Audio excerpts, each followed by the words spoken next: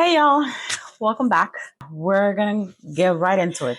So today I want to talk about endometriosis and infertility and how they're deeply connected, but too often doctors dismiss the signs. In this video, I reveal 5 symptoms of endometriosis, most often ignored, and how they can impact your fertility journey. So before we start, please like, comment, and subscribe if you want more of this type of content. Without further ado, let's get started. So what is endometriosis, right? It is a condition where tissue that is similar to the uterine lining decides to set up shop where it doesn't belong, like your ovaries, your bowels, or even your bladder. This out of place tissue triggers inflammation and scarring and chronic pain that's worlds away from regular period cramps.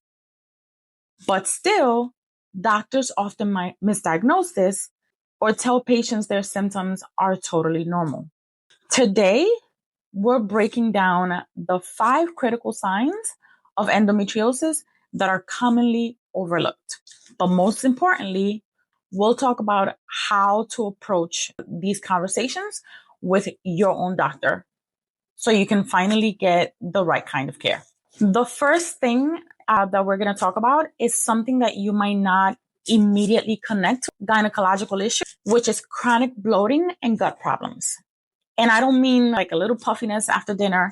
I'm talking painful bloating, often called endo belly. This often comes with diarrhea, constipation, nausea, especially around your period. So why does it get ignored? Because these symptoms look almost identical to IBS or irritable bowel syndrome. In fact, it's one of the most common misdiagnoses for endo patients. So your doctor might not immediately send you to an endo specialist. They will send you to a gut specialist and suggest changing your diet, completely missing that the problem is actually rooted in your reproductive system. And it could actually be contributing to your infertility. But here's the key. This isn't just a random stomachache, right? When endometriosis grows on or near your intestines, it causes major inflammation, leading directly to these intense GI symptoms. If your IBS seems to get worse with your menstrual cycle, that's a huge red flag that something else is going on. I can tell you from personal experience that your GI issues and bloating is not normal. I'm going to make another video about my endo journey, and what I learned in my case was explosive. So please be on the lookout for that coming up. The second thing that we're going to talk about today is chronic pelvic pain. It sticks around long after your period is over. So we've all been told that cramps are just part of the deal and that we just got to deal with it, right? Because it might be just menstrual pain. But endometriosis pain plays by different rules.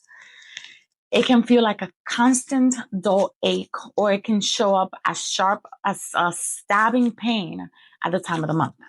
Why is this often missed? Honestly, because we've all been conditioned to believe that awful pelvic pain is something we just have to power through, right? Because we're just women and we just got to power through it. Yeah, that's BS. If your pain doesn't fit into the first couple of days of your period, a doctor might just write it off as a muscle issue or suggest that it's all in your head. The reality is that endometriosis lesions are hormonally active, right?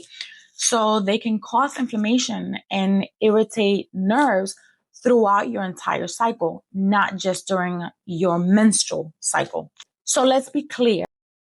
Pain that stops you from living your life and having a quality of life is never normal. Don't you ever let any doctor or anyone tell you that it is. Sign number 3 can be really confusing and alarming.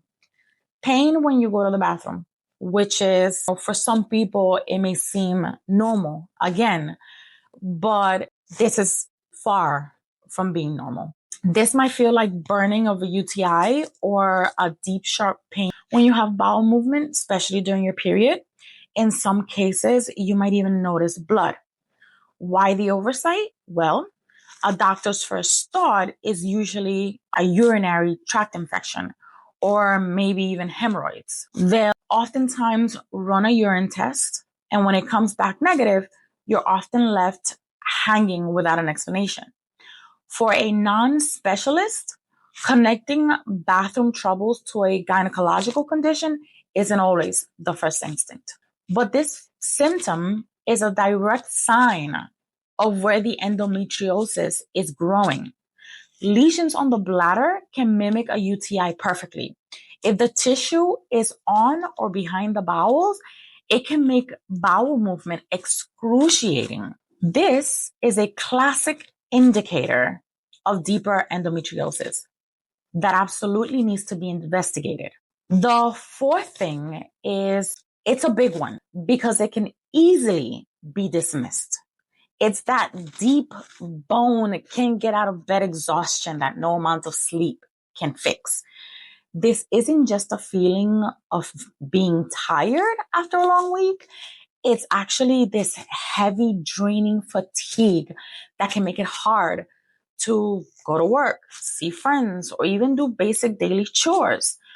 Why is it dismissed? Fatigue is tricky because it's linked to hundreds of things, from stress to depression to just not getting enough iron in your system. It's incredibly easy for a doctor to label it as a lifestyle problem instead of a symptom of a major inflammatory disease. But the fatigue from endo is very real and very physical. Your body is in a constant state of fighting inflammation, and that burns a tremendous amount of energy. When you combine that with chronic pain, it's no wonder you're exhausted. If your fatigue seems to follow a cycle or shows up with the other symptoms that we've already talked about, that is a huge piece of the puzzle. And finally, let's talk about the one that can be the hardest to bring up. Deep pain during and after sex. The medical term is, and I'm going to butcher it here probably, the medical term is dyspareunia. Again, I'm pretty sure I just butchered the hell out of it, but just Google it. Before you say, oh, that comes with the territory of having sex with someone well endowed.